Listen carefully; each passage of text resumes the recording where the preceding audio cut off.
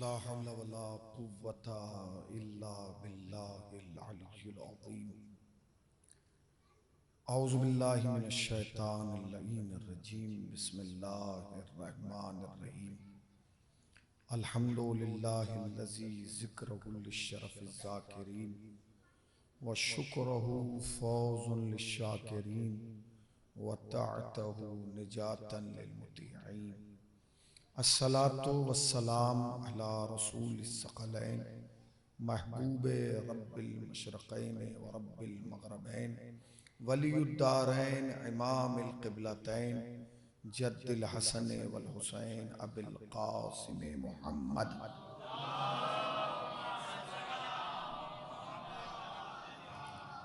अम्मा बअदु फ़क़द क़ालल्लाहु सुब्हानहु तबारक व तआला व क़ौलुहुल हक़। बिस्मिल्लाहिर रहमानिर रहीम। वमा तशाऊना इल्ला अन यशा अल्लाह। सलावत पढ़ दें वर मोहम्मद।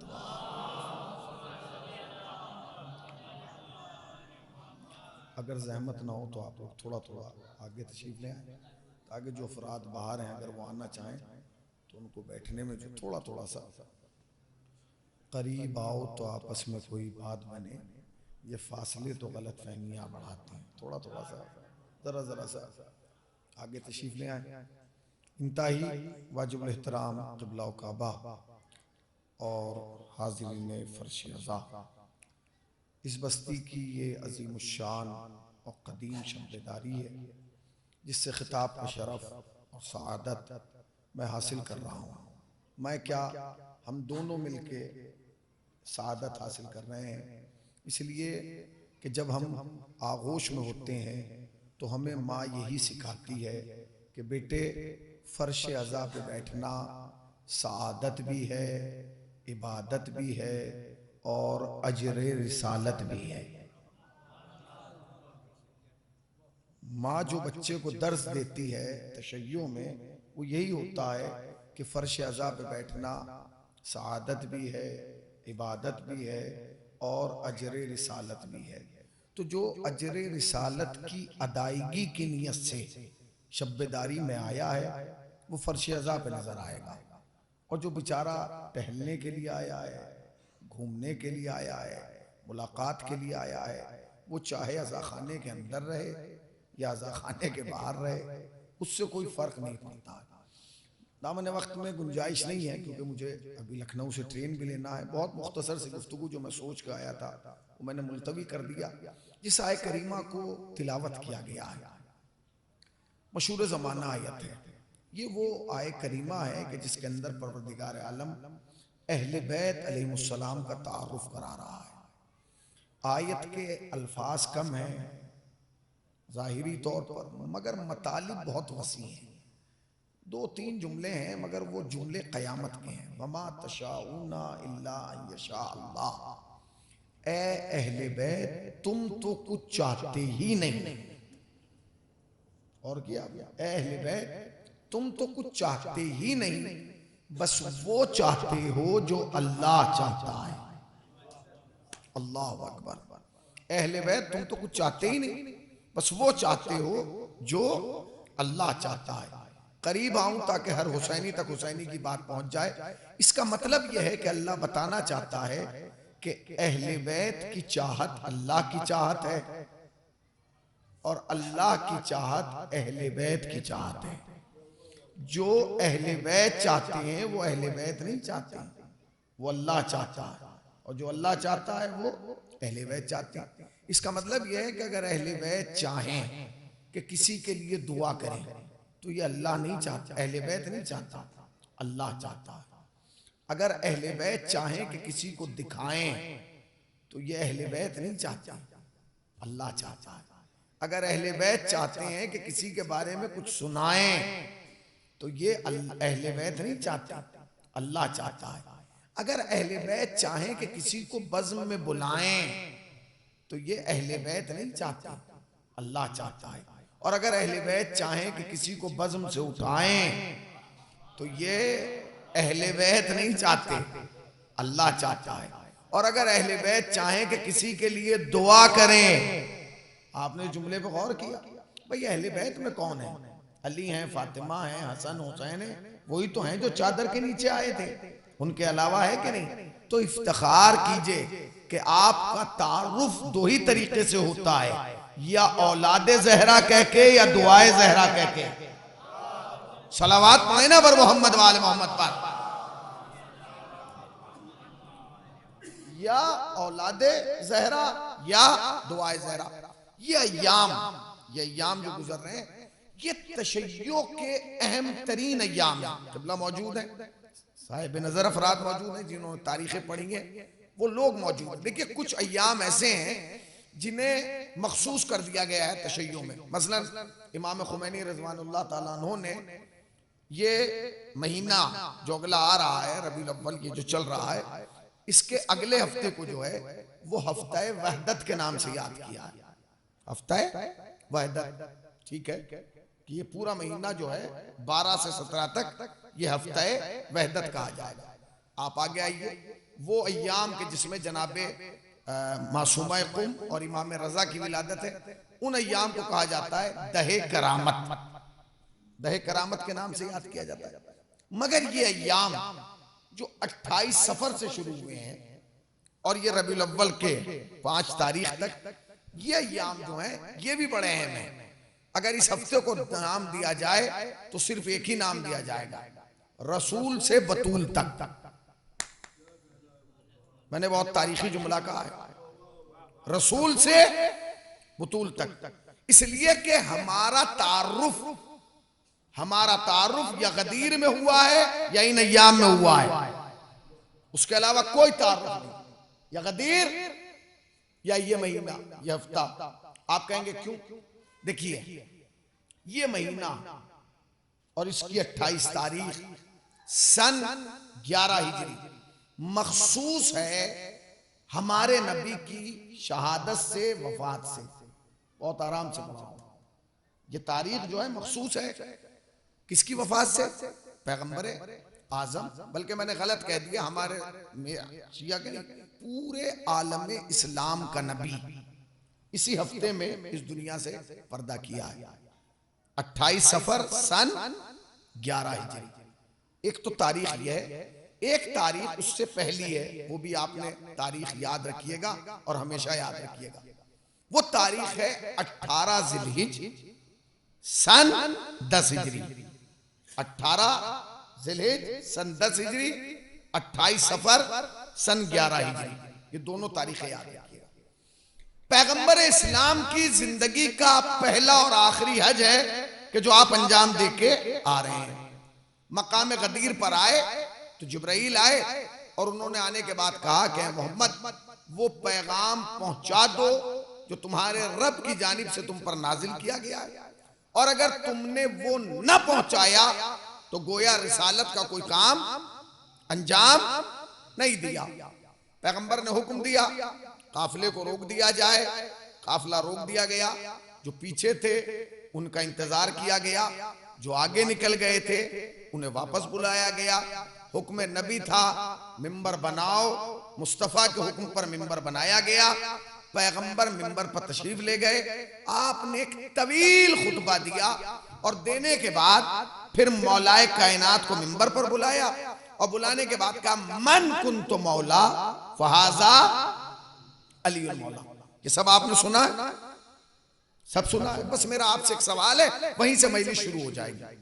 जब ये वाकया हो रहा है, जब पैगंबर इस्लाम खिताब फरमा रहे हैं, जब मुरसल आजम तकरीर कर रहे हैं, जब मुरसल आजम खुतबा गदीर दे रहे हैं, जब पैगंबर आजम अली को मौला बना रहे हैं, उस वक्त पैगंबर इस्लाम के सामने जो मजमा खड़ा हुआ था उसकी तादाद कितनी थी? जरा बस ये बताइए, कितनी तादाद थी? जरा जोर से बोले। हाँ, मैंने मिंबर पे ऊंचा सुनता हूं, कितने थे? हाँ, मुझे अफसोस ये होता है कि हमारी कौम हर जगह बोलती है मगर मजलिस में आके चुप हो जाती है, जबकि यहाँ बोलना जरूरी है, इसलिए कि यहाँ तुम इनके हक में बोलोगे, महशर में ये तुम्हारे हक में बोलेंगे। सलावात पढ़े ना पर मोहम्मद वाले मोहम्मद पर। अब सुनते रहिएगा, बहुत अजीब व गरीब गुफ्तगू आपकी खिदमत में पेश करने जाऊं। कितना मजमा है? पैगंबर इस्लाम जब खिताब कर रहे हैं 1.25 लाख, 1,25,000 का मजमा मुस्तफा के सामने है। ये तारीख क्या है? 18 ज़िलहिज सन 10 हिजरी। ठीक है जी। अब दूसरा सवाल, क्या उस वक्त मुसलमानों की कुल तादाद 1.25 लाख है? भाई क्या उस वक्त मुसलमानों की कुल तादाद 1.25 लाख है? नहीं। मैं मिसाल दूंगा। क्या पूरे जिला ये जो आपका ये है मुस्तफाबाद, इसकी कुल तादाद इस वक्त मजलिस में है? क्या कहा जाएगा कि नहीं मौलाना ये तो मुख्तसर से लोग हैं, कुछ वो हैं जो घरों में हैं, कुछ वो हैं जो सफरों में हैं, कुछ वो हैं जो अपनी ड्यूटी पर गए हुए हैं, कुछ है। यानी क्या मतलब? अगर ये कहा जाए कि कुल तादाद 1.25 लाख थी मुस्तफा के सामने, नहीं, गलत। 1.25 लाख तो वो थे जिन्हें नबी देख रहे थे।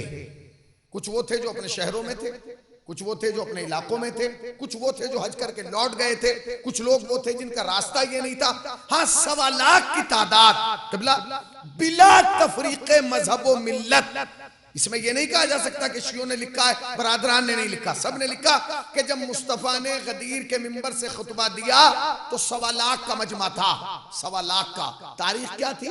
18 ज़िलहिज सन 10 हिजरी। 18 को खुतबा दिया गया। महीने के बचे 12 दिन। 12 दिन के बाद महीना बदला। महीना नहीं बदला, साल बदल गया, क्योंकि अगला महीना था मुहर्रम का। मुहर्रम से नया साल शुरू होता है। नया महीना, नया साल। महीना मुहर्रम का, साल 11 हिजरी। 30 दिन मुहर्रम के, 12 और 30, बोलिए बोलिए ना जरा जोर से, 42। उसके बाद सफर का महीना, 28 दिन सफर के, 42 और 28 70 कन्फर्म है। गदीर के पूरे 70वें दिन मुस्तफा ने इस दुनिया को छोड़ा है। गदीर के पूरे 70वें दिन हमारे नबी ने इस दुनिया से पर्दा किया है। मेरा आपसे सवाल यह है कि गदीर में तो 1.25 लाख का मजमा था। 70 दिन के बाद जब नबी दुनिया छोड़ रहे हैं तो जनाजे पे कितना होना चाहिए? कितना मजमा होना चाहिए?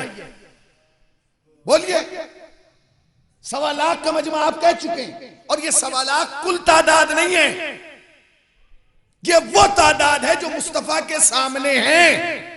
1.25 लाख का मजमा मुस्तफा के सामने था। 70 दिन के बाद हमारे और आपके नबी ने इस दुनिया से पर्दा किया, तो कितना मजमा होना चाहिए था? उठाइए तारीख, तलाश कीजिए। 70 दिन की तादाद कोई ज्यादा नहीं होती। मैं मिसाल दूं, मसलन मैं आपके शहर में यहाँ नमाज पढ़ाने लगूं, 2, 4, 5, 10 साल नमाज पढ़ाऊं, और पढ़ाने के बाद एक दिन खबर आए कि मौलाना इंतकाल कर गए। कितने लोग होंगे जनाजे पे? जिसने नमाज भी नहीं पढ़ी होगी वो भी आएगा। क्यों भाई? हमारी बस्ती में नमाज पढ़ाते थे, जनाजे में जाना जरूरी है। आपने गौर किया? शरीफ कौमें उसके भी जनाजे पे जाती हैं जो नमाज पढ़ाता है। मुसलमानों ने उसका जनाजा छोड़ दिया जो नमाज लाता है। हाय हाय हाय, सलावत पढ़े ना पर मोहम्मद वाले मोहम्मद पर। भाई गौर कीजिए, 1.25 लाख का मजमा है। अच्छा, उसके बाद जनाजे की तादाद जो मुअय्यन की जाती है शहर के एतबार से की जाती है। शहर के एतबार से की जाती है। मुस्तफाबाद में जनाजा उठ रहा है तो कब तकरीबन इतने लोग होना चाहिए। रायबरेली में उठ रहा है तो इतने होना चाहिए। लखनऊ में उठ रहा है और ज्यादा होना चाहिए, क्योंकि शहर के एतबार से मजमा तय होगा। अब यह देखा जाए कि मुस्तफा का जनाजा उठ के शहर में रहा है। शहर का नाम है मदीना। मदीने में कोई भी ऐसा नहीं जो सहाबी ना हो, जिसने नबी को देखा ना हो, नबी को सुना ना हो, नबी से मुसाफा ना किया हो, नबी की बज़्म में बैठा ना हो। समझ गए? शहर भी अहम है। मुस्तफा का शहर है, मदीना मुनव्वरा है। हर जगह जहां भी आप जाएंगे हर जगह सहाबी मिलेगा। अब तारीख से जाके पूछिए कि 70 दिन पहले 1.25 लाख का मजमा था, अब मुस्तफा के जनाजे पे कितना मजमा है? रूह का अब जाएगा। यही फर्क है तशय्यो में और पूरी दुनिया में, कि दुनिया छुपाती है, तशय्यो बताते हैं। हम किसी की तारीख को छुपाते नहीं है, इसलिए कि तारीख किसी की होती ही नहीं है। तारीख तो तारीख है, सुनाना जरूरी है। उठाइए तारीख और पूछिए उलमा से, जब नबी इस दुनिया से गए कितना मजमा था? 1 लाख का, 80,000, 50,000, 40,000, 30,000? भाई उसका जनाजा उठ रहा है जिसका कलमा पढ़ के मुसलमान बने।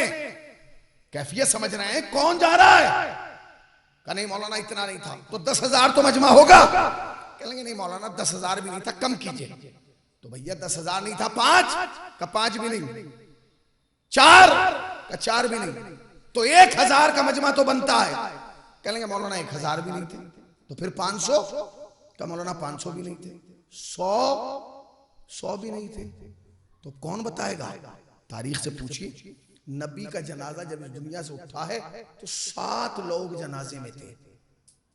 कितने? 7। शहर मदीना है, 1.25 लाख के मजमे से पैगंबर 70 दिन पहले खिताब कर चुके हैं। सामने 7 लोग हैं। और तशय्यो के लिए इफ्तिखार की बात यह कि उन 7 में भी या अली थे या अली वाले थे। या अली वाले। नबी इस दुनिया से पर्दा कर गए, अब अली ने एहतमाम किया। एहतमाम क्या किया? अली ने पर्दा लगाया। पर्दा लगाया और इधर नबी का जनाजा रखा है और खुद इधर बैठे और सलमान, अबू ज़र, मिक़दाद सबको उधर बिठाया है पर्दे के। वो जो अफराद थे वो उधर और मुस्तफा का जानशीन इधर। पैगंबर का वसी बैठा हुआ इंतजार कर रहा है। भाई जनाजा रख के आदमी किस बात का इंतजार करता है? समाज जमाओ, माशरे के लोग जमाओ, कौम मिल्लत के अफराद जमाओ। अली बैठे हुए, कोई नहीं आया। एक शख्स आया है जिसका नाम है अब्बास इब्ने अब्दुल मुत्तलिब, जो रिश्ते में नबी के भी चचा हैं, अली के भी चचा हैं। और आने के बाद उन्होंने अजीबोगरीब जवाब सवाल किया। कहने लगे अली आप यहां बैठे? यहां? तो कहा मैं यहां बैठा हूं। कहां होना चाहिए था मुझे? कहा तुम्हें तो वहां होना चाहिए था। उस जगह का नाम लिया। कहा क्यों? कहा वहां बादशाह बनाया जा रहा है। कहा तो चचा मैं क्या करूं? कहा तुम जल्दी उठो और मेरे साथ चलो।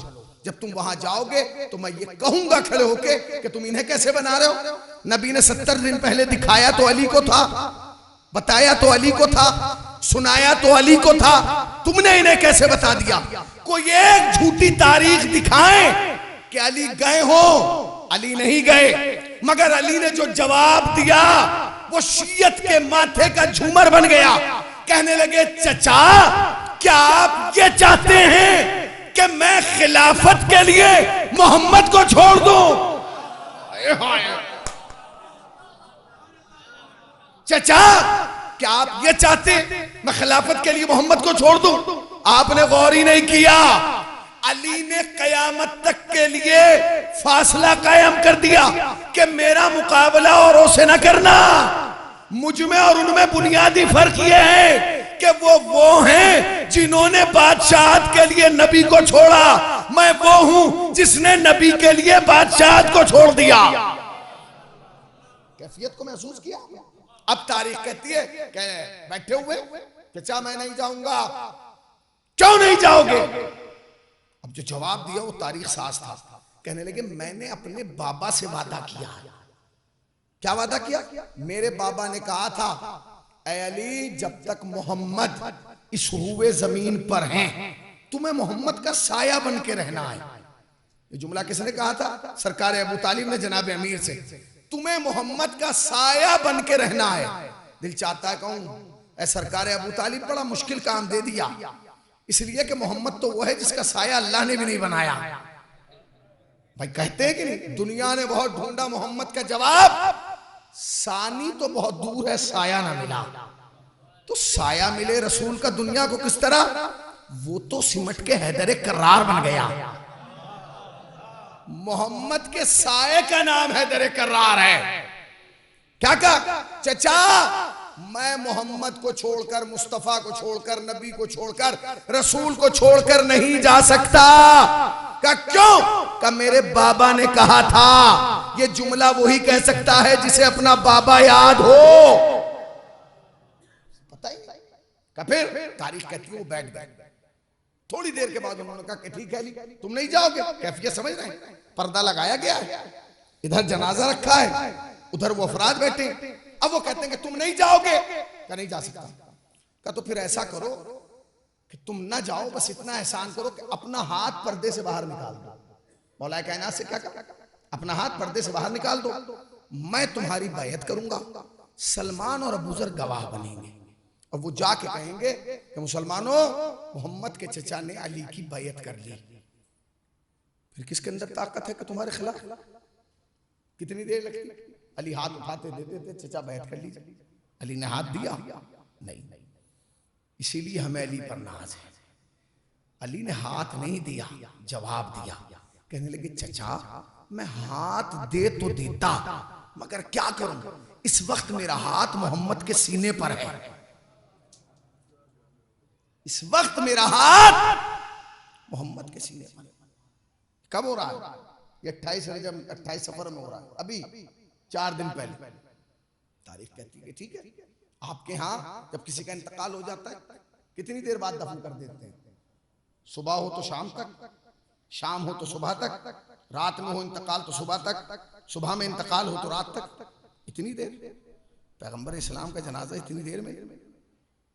बात कहते हैं 3 दिन जनाब अमीर जनाजा रख के बैठे रहे। कोई आया नहीं, कोई नहीं आया। अली की दूरबीनी देखिए, अली ने क्या अमल अंजाम दिया। जब आप जाएंगे नजफ अशरफ में और फिर जाएंगे मस्जिद कूफा, तो मस्जिद कूफा की बगल में एक मकान है जिसे बैते इमाम कहा जाता है। जो लोग जियारत पे गए वो बताएंगे, जब उसमें दाखिल होंगे तो दरमियान में कुआं है और वहीं खड़े होकर बताया जाता है कि इस हुजरे में जनाब अमीर को गुस्ल दिया गया था।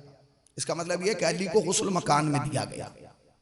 सुनते रहिएगा, अली को गुस्ल मकान में दिया गया, सैयदा को गुस्ल मकान में दिया गया, सैयद सज्जाद को गुस्ल मकान में दिया गया, इमाम हसन को गुस्ल मकान में दिया गया। मगर तारीख कहती है जब आप मदीने मनव्वरा जाएंगे और जियारत करेंगे जहां पैगंबर इस्लाम को दफन किया गया है, वो आपका हुजरा है, आपको उसी में दफन किया गया। तो मौलाए कायनात को क्या चाहिए था? मौलाए कायनात वहीं गुस्ल देते और वहीं दफन कर देते। मगर जब आप जियारत पे जाएंगे तो जो जियारत कराने वाले अफराद हैं वो आपको बिठा के ले जाएंगे। वहां है रोज़ा रसूल और तकरीबन इस वक्त 5 से 6 किलोमीटर के फासले पे ले जाके कहेंगे कि ये वो कुआं है कि जहां पैगंबर इस्लाम को जनाब अमीर ने गुस्ल दिया है। दिखाया जाता है, जिन्होंने देखा है वो तायद करेंगे। 5 किलोमीटर आपको शरीयत ने एक पैगाम दिया है। वो पैगाम क्या? वो पैगाम यह है कि जब तुम देखो कि किसी मुसलमान का जनाजा जा रहा है तो उसके पीछे कम से कम 7 कदम चलो। सवारी पे हो तो उतर जाओ, काम कर रहे हो तो काम छोड़ दो, मगर उसके जनाजे में चलो, क्योंकि एक जनाजे का एहतराम है। अब सुनिएगा, पैगंबर का इंतकाल अपने हुजरे में हुआ, गुस्ल देने वाली जगह 5 किलोमीटर है, शहर मदीना है, चप्पे चप्पे पे साहबा हैं, चाहने वाले हैं, मानने वाले हैं, कलमा पढ़ने वाले हैं। अब अली गुस्ल देने ले जा रहे हैं। गुस्ल देने के लिए लेके गए और गुस्ल दे के अली लाए और ला के फिर हुजरे में दफन किया। उठाइए तारीख, जाके देखिए कितने अफराद थे कि जो आए हो कि नबी का जनाजा है, हमें नबी के साथ चलना चाहिए। कोई आया? कोई नहीं आया। जनाब अमीर को क्या नहीं पता था कि कोई नहीं आएगा? फिर क्यों? अली ने कहा तुम जानते नहीं, मैं गुस्ल दे के घर ही में दफन कर देता, मगर कल का तारीख लिखने वाला मुअर्रिख ये लिखता कि लोगों को पता ही नहीं चला कि नबी कब इस दुनिया से पर्दा कर गए। अली ने घर ही में गुस्ल दिया और घर ही में दफन कर दिया। मैं 5 किलोमीटर जनाजा लेके जाऊंगा, फिर गुस्ल दे के वापस लाऊंगा, फिर दफन करूंगा, 3 दिन जनाजे को रखूंगा ताकि कयामत तक दुनिया को पता चल जाए कि हुकूमत के चाहने वाले और हैं, रिसालत के चाहने वाले और हैं। सलात पढ़े पर मोहम्मद वाले मोहम्मद पर।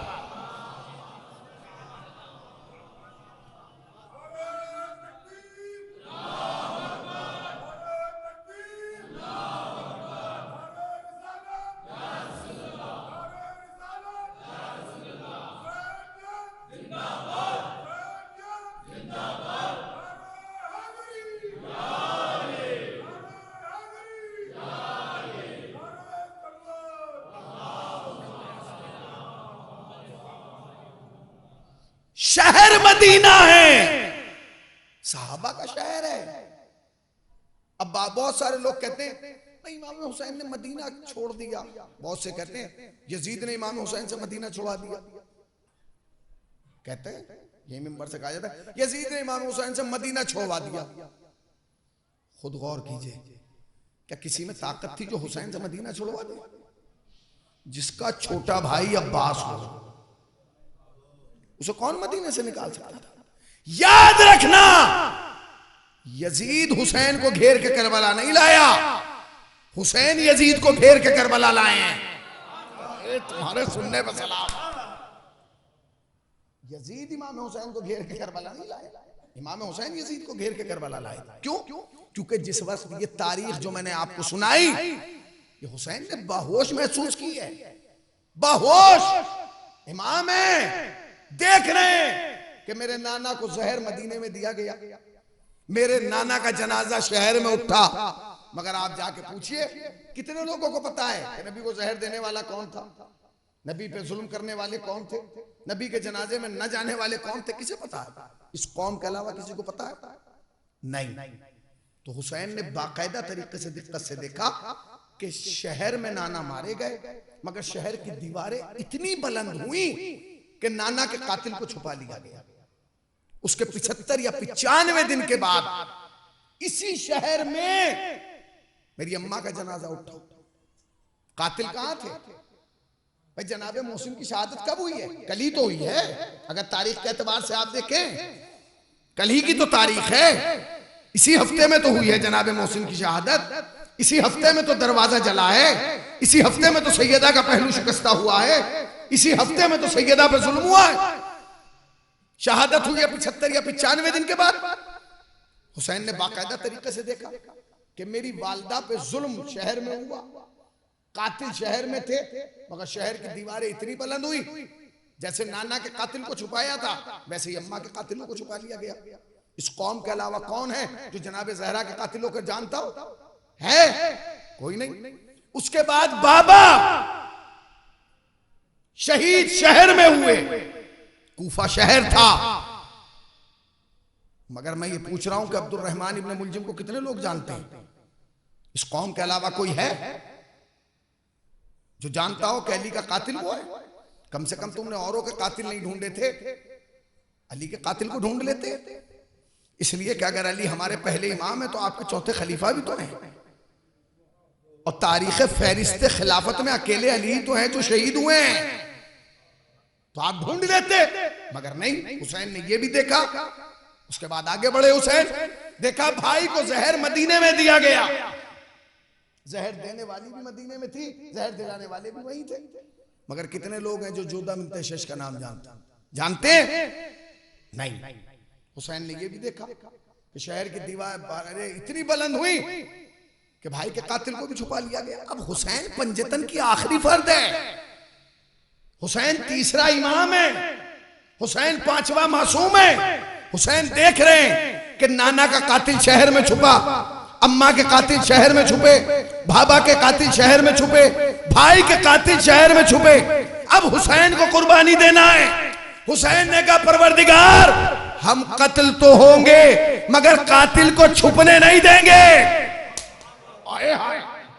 हम कत्ल तो होंगे मगर कातिल को छुपने नहीं देंगे। तो हुसैन ने क्या कहा? हुसैन ने कहा शहर से बाहर आ जा। शहर के बाहर ले आए। मैं आपसे पूछ रहा हूं, क्या दुनिया में कोई ऐसा इंसान है जिससे पूछेगा हुसैन का कातिल कौन है? ना पता है। हर आदमी कहता है यजीद।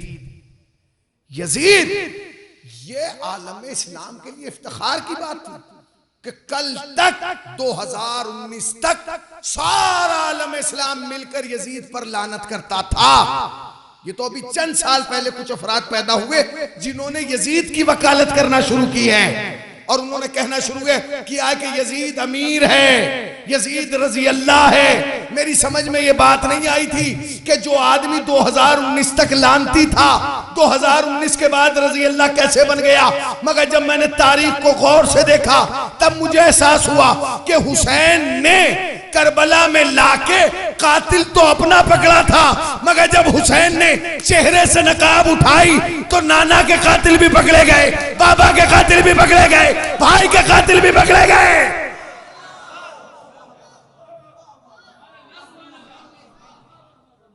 सबके कातिल पकड़े गए। अब क्या करेंगे, क्या किया जाए? हुसैन ने कातिल तो अपना पकड़ा, पकड़े सबके गए। आप हैरत की निगाहों से क्यों देख रहे हैं कि भाई पकड़ा एक गया, नकाब उल्टी तो सारे? भैया इसलिए पकड़े गए क्योंकि जैसे कत्ल होने वालों का खानदान एक था ना, आए हाय, वैसे ही कत्ल करने वालों का भी खानदान एक था। एक को पकड़ा, सारे पकड़े गए। अब क्या किया जाए, क्या किया जाए? पकड़े गए तो क्या करें? अब उन्होंने सोचा कि पकड़े तो सब गए, इस पे तो हम लानत करते आ रहे थे, और जितने पुराने थे उन्होंने हमने रजी अल्लाह बना दिया। दो सूरतें थी, या तो उनके सामने से हटाया जाए या इसके सामने बढ़ा दिया जाए। तो उन्होंने सोचा कि उसके सामने से लफ्ज रजी अल्लाह ना हटाया जाए, इसके सामने बढ़ा दिया जाए, सिर्फ इसलिए कि तशय्यो जलेगी, शिया ये बात सुन के जलेंगे, मगर उन्हें पता है नहीं कि शियों के मुकद्दर में जलना है ही नहीं। वो ना यहां जलते हैं वहां जलते हैं। क्यों? इसलिए कि तशय्यो जानता है कि अहले बैत अलैहिस्सलाम की आबरू की जमानत अल्लाह ने ली है, अल्लाह ने ली। कैसे अहले बैत अलैहिस्सलाम? उन्होंने कहा कि ठीक है, उन्होंने लिख दिया रजी अल्लाह अन्हु। आप पे कोई फर्क पड़ा? आप पे कोई फर्क पड़ा? आप पे कोई फर्क पड़ा? आप किसी को कुछ लिखें, किसी पे फर्क नहीं पड़ता। मगर याद रखिएगा, तारीख में एक को पकड़ा जाता है तो सब खुल जाते हैं। रजी अल्लाह अन्हु का मतलब जानते हैं क्या? रजी अल्लाह अन्हु का मतलब है अल्लाह राजी हो जाए। लफ्ज राजी, राजी समझते हैं? मैं मजलिस पढ़ने आया, दूसरी मर्तबा आपकी बारगाह में, आपकी खिदमत में, आपकी बस्ती में आया। जैसे ही मैं गाड़ी से उतरा, वैसे उवैस साहब ने कहा आप मौलाना से राजी हो जाइए। मैं कहूंगा भाई मौलाना हमारे बुजुर्ग हैं, हमारे सरपरस्त हैं, मोहसिन है, मैं इनसे नाराज हुई नहीं। कहने लगे अच्छा छोड़िए, मौलाना से कहने लगे क़िबला आप हुसैनी साहब से राजी हो जाइए। इन्होंने कहा भाई मैं इनसे नाराज हूं नहीं। इसका मतलब यह कि राजी वहां हुआ जाता है जहां बंदा पहले नाराज हो। तुम्हारे सुनने पर सलाम है, जिंदाबाद हुसैनियों जिंदाबाद। जो पैगाम मुझे पहुंचाना था मैंने पहुंचा दिया। आज का ये हफ्ता बड़ा हसास है भाई। राजी वहां हुआ जाता है जहां नाराज हो, जहां कोई नाराजी नहीं, वहां राजी राजी है। अच्छा, नाराज हुआ जाता है किसी वाकये पर, किसी खता पर, किसी इश्तबा पर, किसी ऐब पर। अब आप सोच रहे थे कि हम ये सुन के नाराज हो जाएंगे, हम पे कोई फर्क नहीं पड़ा। तुमने लफ्ज रजी अल्लाह यजीद के सामने लगाकर हम पर एहसान कर दिया। अब हमें तारीख पढ़ने की जरूरत नहीं, हम जिसके सामने भी ये लफ्ज लगा हुआ देखेंगे फौरन समझ जाएंगे अल्लाह इससे भी नाराज है, इससे भी नाराज है, इससे भी नाराज है, इससे भी नाराज है। बिखर के नहीं मिलके।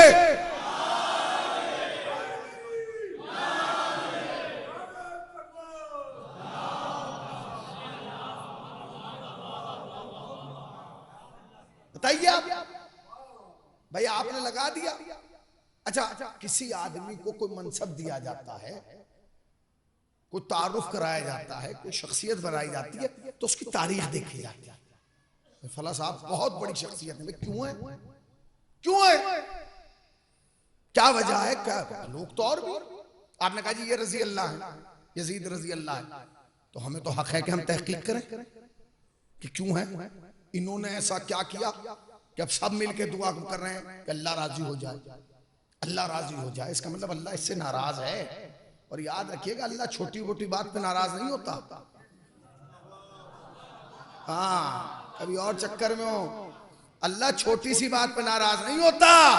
हाँ, उसके लिए तो दुआ कुमैल में जनाब अमीर का जुमला है, या सरी अर्रज़ा, ऐ जल्दी राजी होने वाले रब।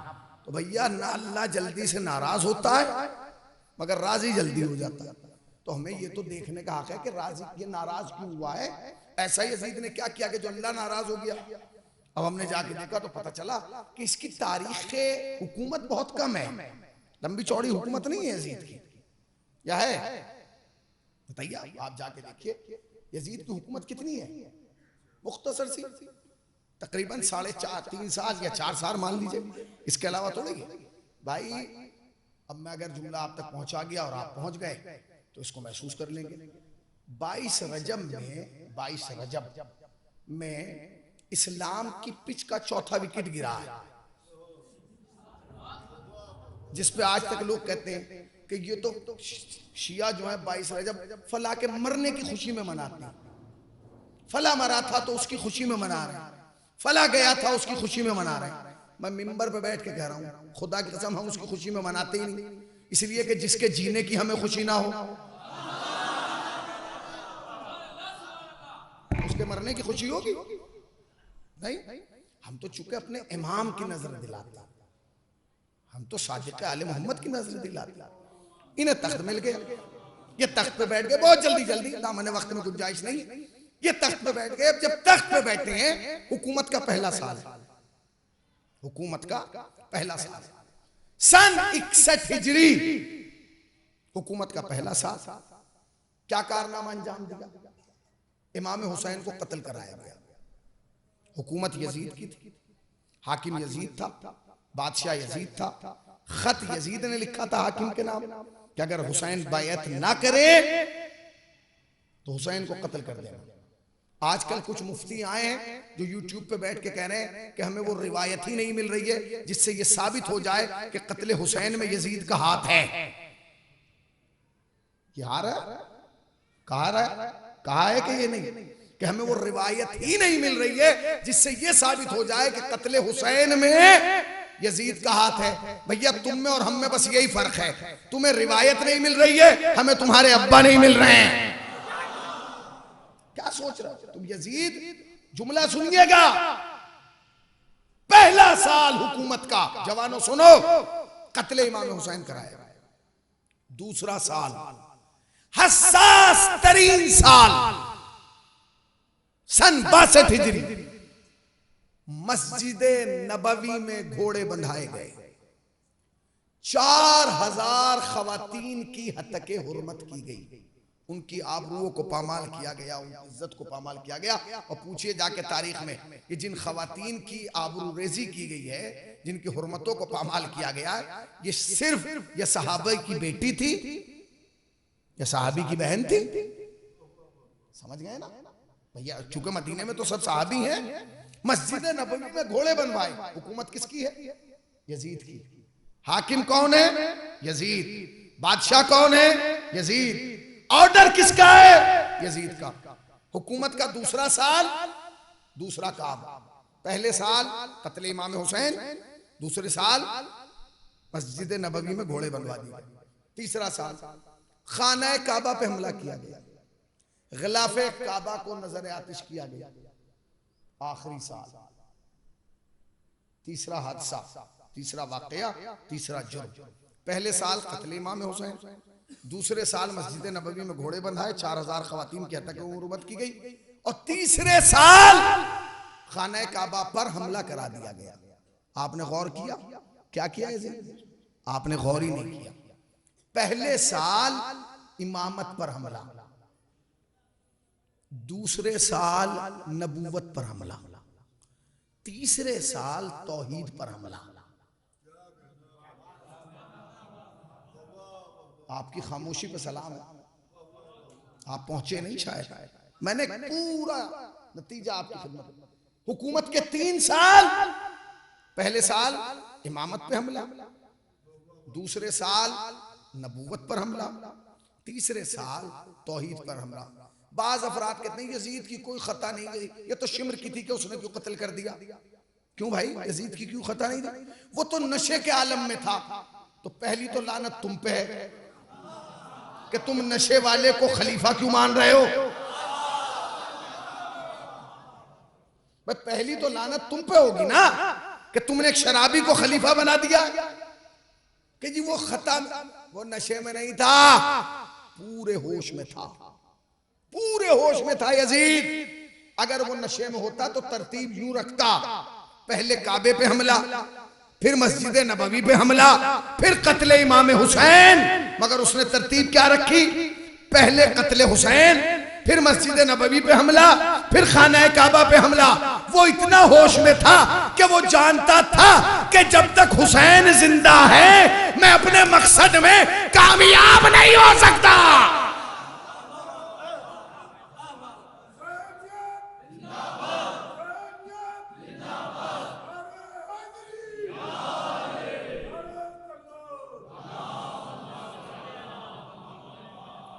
मैं अपने मकसद में कामयाब नहीं हो सकता। अब आप सुनिए, पहले साल कत्ले हुसैन, आखिरी साल खाना काबा पे हमला, बीच में जो वाकया हुआ है वो है मस्जिद नबवी। मस्जिद नबवी बड़ी हुर्मतों वाली मस्जिद है, इसकी बुनियाद नबी ने रखी, इसमें नमाजें नबी ने पढ़ी हैं, इसमें फैसले नबी ने किए हैं, इसमें इबादत नबी ने की है। हुर्मत वाली है भाई। तीनों हादसात मैंने आपको सुना दिए, कत्ले हुसैन, मस्जिद नबवी पे हमला, खाना काबा पे हमला। हिंदुस्तान में हर 6 दिसंबर को हमारी कौम के अफराद यानी मुसलमान अफराद काले झंडे निकल के लेके बाहर आते हैं। भाई ये काले झंडे लेके क्यों आ रहे हो 6 दिसंबर को? कहने के हुजूर इसलिए क्योंकि एहतजाज है, प्रोटेस्ट है, आंदोलन है। भाई किसके खिलाफ प्रोटेस्ट है? कहने लगे उनके खिलाफ जिन्होंने बाबरी मस्जिद को तोड़ा था। तो मेरी तुमसे गुजारिश है, आज जोड़ के, बाबरी मस्जिद की बुनियाद रसूलुल्लाह ने रखी थी। भाई बाबरी मस्जिद की बुनियाद रसूलुल्लाह ने रखी थी? कहेंगे नहीं, बाबरी मस्जिद में आके नबी ने कभी नमाज पढ़ी थी कि नहीं? नबी ने किसी को नमाज पढ़ने भेजा हो कि जा तू पढ़ा? नहीं। बुनियाद किसने रखी, नमाज किसने पढ़ी? तो कहने लगे देखिए, नबी नमाज पढ़े ना पढ़े मगर मस्जिद की हुर्मत है, इसलिए एहतजाज होगा। एहतजाज करने का तुम्हें हक नहीं है। तुम 6 दिसंबर को स्टेज सजाओ और जिन्होंने तोड़ी थी उन्हें बुलाओ और बुला के उन्हें अवार्ड दो। क्यों? इसलिए कि जिसने मस्जिद नबवी पे हमला किया, जब उसे रजी अल्लाह बनाया जा रहा है तो जो उसकी सुन्नत पर अमल करे वो भी रजी अल्लाह होगा। बस फर्क यह कि वो बड़ा रजी अल्लाह। कैफियत महसूस कर रहे हैं कि नहीं? भाई जो एक मस्जिद तोड़े आम, उसके खिलाफ तो एहतजाज हो, और जो मस्जिद नबवी पे हमला कर रहा है। अच्छा मेरा आपसे सवाल है, 3 साल हुकूमत की, पहले साल कत्ले हुसैन, दूसरे साल मस्जिद नबवी पे हमला, तीसरे साल खाना काबा पे हमला, यानी पहले इमामत, फिर नबूवत, फिर तौहीद। भैया हमें हाथ जोड़ के सवाल कर रहे हैं, ये बताओ अगर अल्लाह इतने बड़े मुजरिम से राजी हो गया फिर नाराज किससे होगा? भाई जब इससे ही राजी हो गया तो नाराज किससे होगा? सब इसके नीचे हैं, ऊपर कोई नहीं। याद रखिएगा, ये हैफ है, इस मकाम में अफसोस है। वो किसी का शेर है, शायद शायर मशरिक अल्लामा इकबाल का शेर है कि ये तमाशा हुआ इस्लाम की तकदीर के साथ, कत्ले शब्बीर हुआ नारे तकबीर के साथ। गिरामी कैफियत देखिए आपने, क्या किया आपने? मुरसल आजम, जाने कायनात, रूह कायनात, अक्ल अव्वल, हुस्न अव्वल इस दुनिया से जा रहे हैं, लोग जनाजे में नहीं। सैयदा इस दुनिया से जा रही हैं, लोग जनाजे में नहीं। हसन इस दुनिया से जा रहे हैं, लोग जनाजे में नहीं। हुसैन का तो खैर जनाजा ही करबला में था, कहां गए? ये जुल्म है, ये आले मोहम्मद अलैहिस्सलाम के साथ जमाने की दुश्मनी है। याद रखना, एक जुमला कह के इस जुमले को पूरी तकरीर समझ लीजिए, पैगाम समझ लीजिए, मैसेज समझ लीजिए। इस जुमले को यहाँ छोड़ के ना जाइएगा, लेके जाइएगा। 4 दिन के बाद अय्याम अज़ा रुखसत हो रहे हैं, शोक बढ़ने वाला है, सिया लिबास हम उतारने वाले हैं। मगर याद रखिएगा कि इन 4 दिनों के बाद अय्याम अज़ा रुखसत होंगे, हुसैन रुखसत नहीं होंगे। इस बात का ख्याल है। तशय्यो लिबास बदलने का नाम नहीं है, तशय्यो किरदार बदलने का नाम है। कल के जमाने में और आज के जमाने में एक फर्क है। वो फर्क यह है कि कल शीयत की कश्ती को बाहर वाले से खतरा था, आज अंदर वाले से। पहले कोशिश ये की जा रही थी कि बाहर वाले अंदर आ जाएं, अब कोशिश ये की जा रही है कि अंदर वाले कूद के बाहर ना जाएं। कैफियत बदल गई है। एक जमाना था कि हर चीज की हुर्मत पे बात होती थी, अब हर चीज के खिलाफ बात की जा रही है। लोग हमारे जैसे हैं, लिबास हम जैसा पहनना है, शक्लें हम जैसी हैं, सब कुछ हम जैसा है, मगर जब बोलते हैं तो एहसास होता है कि नहीं भाई ये तो कहीं और से बोल रहे हैं। उनकी बातें सुनिए, हर चीज पे तबसरा हो रहा है। ये अलम क्यों है, ये ताजिया क्यों है, ये शबियाँ क्यों हैं, ये इमाम बारगाह क्यों है, ये शब्बेदारियाँ क्यों हैं, ये जुलूस क्यों है, ये मातमदार क्यों है, ये क्यों हो रहा है, ये इतना खर्च क्यों हो रहा है, ये क्या हो रहा है। साहब ने मुझसे कहा कि मौलाना ये क्लिप सुनिए आप। मैंने कहा ये सही कह रहे हैं गलत? मैंने कहा आप बताइए। कहने लगे गलत कह रहे हैं। तो मैंने कहा फिर जब गलत कह रहे हैं तो मुझसे क्यों पूछ रहे हैं? कहने लगे पर आदमी बहुत बड़े हैं, गलत क्यों कह रहे हैं? तो मैंने कहा याद रखो, गाड़ी चाहे मर्सिडीज कंपनी की खरीद लो या BMW या ऑडी, गाड़ी चाहे जितनी बड़ी हो, मगर अगर पेट्रोल के साथ पानी मिला के डाल दिया ना तो इंजन खराब हो जाएगा। नहीं पहुंचे? जैसे पेट्रोल के साथ पानी मिला के अगर डाल दिया जाए तो इंजन खराब हो जाता है, ऐसे ही लुकमे के साथ अगर हराम मिला दिया जाए तो अकीदा खराब हो जाता है। अपने अकीदों की हिफाजत। और आखिरी जुमला और मजलिस रहमत तमाम, ये आजादारी आसानी से नहीं मिली है, बहुत मुश्किल से मिली है। उस जमाने में नहीं, इस जमाने में। अब तो आप बाहर देख रहे हैं ना, एक जमाना ऐसा भी आया है कि सादात तशय्यो गुर्बत से गुजरे हैं, मगर याद रखना हमारे बुजुर्गों ने अपने घर का असासा बेचा है, आजादारी खत्म नहीं की है। तो मेरी तुमसे गुजारिश है जवानों से कि अगर तुम इस आजादारी को बढ़ा भी ना सको तो जहां तक ये बुजुर्ग छोड़ के जा रहे हैं, अगर इसे हमने यहां भी कायम रख लिया तो यकीन जाना वो फर्श वाली बीबी जिसने बिछाया है वो हमसे राजी रहेगी। बहुत मुश्किलात, बहुत दुश्वारियों के साथ ये फर्श आज़ाम तक आया है। कदीम सिलसिला है शब्बेदारी का, और इंशाअल्लाह तज़हूर इमाम ये सिलसिला कायम और दायम रहेगा। अय्याम अज़ा के आखिरी अय्याम, फसल अज़ा, बहार अज़ा हमसे रुखसत होने को है। शबे 5 रबीउल अव्वल है, 6, 7 और 8 3 रातें हैं रोने के लिए। मैं आपसे सवाल कर रहा हूं, चांद रात से रो रहे हो ना? चांद रात से रो रहे हो। क्या इस इतने बड़े मजमे में कोई है एक जो खड़ा होकर कह दे कि हुसैनी साहब हमने रोने का हक अदा कर दिया? नहीं। जानते क्यों? इसलिए कि आप जब तक रोएंगे पानी के आंसू रोएंगे। सज्जाद जब रोया खून के आंसू रोया, और ये कह के रोए बाबा आपको रोने का हक अदा नहीं हुआ। ए बाबा आप पे गिरिए का हक अदा नहीं हुआ।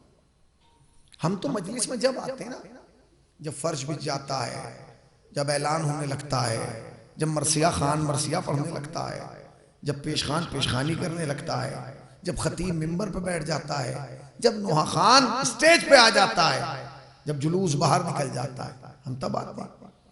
कुछ बीबियां ऐसी हैं कि वो मजलिस शुरू होने का इंतजार नहीं करती। इधर बानिए मजलिस ने नियत की कि मैं हुसैन की मजलिस बर्पा करूंगा, एक बीबी जन्नतुल बकी से चली, एक बच्ची को शाम के कैद खाने से लिया, और तीनों बीबियां जमा होकर फर्श अज़ा पे आ गई। तुम नहीं आ गए, वो तीनों आ गई। और बार बार फर्श अज़ा पे बैठ के दरवाजे की तरफ देखती है। और वो बच्ची बार बार अपनी दादी से पूछती है, दादी मेरे बाबा को रोने वाले कब आएंगे? रोने में कोताही ना करना। ये आखिरी रातें हैं, अब अगले बरस वही रोएगा जो जिंदा रहेगा। दादी मेरे बाबा को रोने वाले कब आएंगे? अम्मा मेरे भाई को रोने वाले कब आएंगे?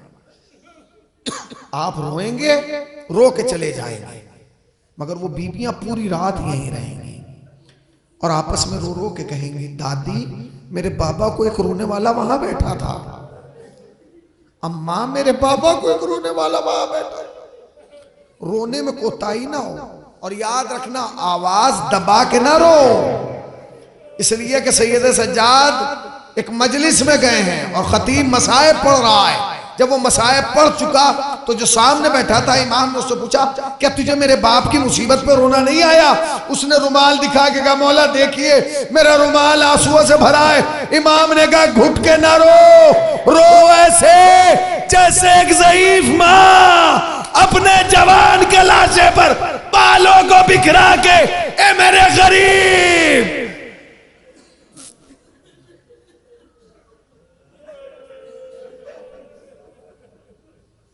मौला तुम्हें कोई गम ना दे सिवाय गम सरकार अब्दुल्लाह के। अभी तुम्हें एहसास नहीं है, जब तुम 4 दिन के बाद इन अज़ाखानों में आओगे दिल नहीं लगेगा, इसलिए कि रौनकें चली जाएगी। वो हुसैन जो तुम्हारा मेहमान है। एक जुमला कहूं, उन लोगों से जाके पूछो जो हर साल अरबईन पे जाते थे, इस साल उन पे क्या गुजरी है? जानते हो, उन्हें पल पल याद आया है, हर लम्हा याद आया है। मौला काश हम आज करबला में होते, अपने घरों में बैठ के रोए हैं। मेरा दिल चाहता है एक जुमला कहूं, अरे तुम फिर भी आसानी से रोके गए हो। एक जमाना वो था जब कोई इरादा करबला का करता था, हाथ काटे जाते थे, जिस्म के आज़ा जुदा किए जाते थे, मगर आज़ादार थे जो कहते थे, मौला जान कुर्बान। एक रिवायत और मैली से रहमत तमाम, बड़ी हसास रिवायत है। जानते ये काफिला लौट के जा रहा है, ये काफिला लौट के घर जा रहा है, मगर कैफियत क्या है? कैफियत यह है कि जब काफिला मदीने से करबला आया था तो इस काफिले में 64 बच्चे थे। 64। जब ये काफिला मदीने से करबला आया तो इसमें 64 बच्चे थे, मगर जब ये काफिला करबला से लौट के मदीने गया तो सिर्फ 4 बच्चे बचे थे। मेरी माओ बहनों, एहसासात की दुनिया में बैठ के ये रिवायत सुन लेना। अल्लाह तुम्हारी गोदियों को आबाद रखे, अल्लाह तुम्हारे बच्चों को सलामत रखे, अल्लाह तो जो बे औलाद है बेहक के जनाब अली असगर उन्हें औलाद अता फरमाए। जब काफिला आया तो 64 बच्चे थे, जब काफिला वापस मदीने गया तो सिर्फ 4 बच्चे बचे थे। 60 बच्चे कहां चले गए? कहां चले गए? तकरीबन 3 या 4 लोग हैं, बच्चे हैं, जिनका रिवायात में तस्करा मिलता है कि वो मैदान में गए और उन्होंने जाम शहादत नोश किया है। मैदान में आए हैं, तीरे खाई हैं, तलवारें खाई हैं, नेजों का मुकाबला किया है, तब इस दुनिया से गए। मगर 60 बच्चे तो बहुत बड़ी तादाद है, कहां चले गए? बर्दाश्त नहीं कर पाओगे, सुनोगे। कहते हैं कि जब ये काफिला 11 मुहर्रम को चला ना तो बीबियों को बगैर अमारी वाले ऊंटों पर सवार कराया गया, बेदूने कजावा ऊंटों पर शहजादियों को सवार करा दिया गया, माओ को सवार करा दिया गया। और जालिम ने जानते कैफियत क्या किया? बीबियों को ऊंटों पर बिठाया और उनके हाथ पर से पुश्त बांध दिए। भाई एक जुमला और मैली से रहमत तमाम, माए ऊंटों पर बैठी हैं और उनके हाथ पर से पुश्त बांध दिए गए। अब माओ के हाथ तो बन गए। उसके बाद उनके बच्चों को लाया गया, जिनकी उम्र 2.5 साल, 3 साल, 3.5 साल की थी। और उन बच्चों को लाने के बाद उनकी माओ की गर्दन में ऐसे लटका दिया गया। माओ के हाथ बंधे, बच्चों के हाथ नहीं बंधे। मैं तुमसे हाथ जोड़ के पूछ रहा हूं, अपने घर जाना, अगर कोई बच्चा होना 2.5-3 साल का, उसे किसी बुलंदी पे लटकाना, फिर एहसास होगा कितनी देर लटकेगा, चंद लम्हों के बाद कहेगा बाबा उतार लीजिए, मेरे हाथ छूट रहे हैं। जानते हैं बीबियों के हाथ पर से पुष्ट बने हैं और उनके छोटे छोटे बच्चों को उनकी गर्दनों में लटका दिया गया और शिमर कमीने ने हुक्म दिया ऊंट दौड़ाओ। जब ऊंट दौड़ता था तो बच्चा आहिस्ता से अम्मा के कान में कहता था अम्मा मेरे हाथ छूट रहे हैं, अम्मा मेरे हाथ। औलाद तुम्हें कोई गम ना दे सिवाय गम सरकार अबू अब्दुल्ला के। मैं मसाइब पढ़ चुका। बीबी आइए, तेरे लाल के मातमदार, तेरे बच्चे के आजादार। रुमाल खाली नहीं जाना चाहिए, ये सोच के रोना ये आखिरी रातें हैं। आखिरी रात और आखिरी जुमला। जब ऊंट दौड़ता था तो मां से बच्चा कहता था अम्मा मेरे हाथ छूट रहे हैं, अम्मा मेरे हाथ छूट रहे हैं। अम्मा आहिस्ता से कहती थी मेरे लाल मेरे हाथ बने, ए मेरे लाल मेरे हाथ बने। बच्चा कहता था अम्मा मेरे हाथ। कहां तक रुकते? बच्चे के हाथ छूटते थे, बच्चा जमीन पे गिरता था, पिछले ऊंट का पांव बच्चे की कमर पे। अम्मा अम्मा खुदा हाफिज, ए मेरे लाल इस्लाम मुबीन पर कुर्बान।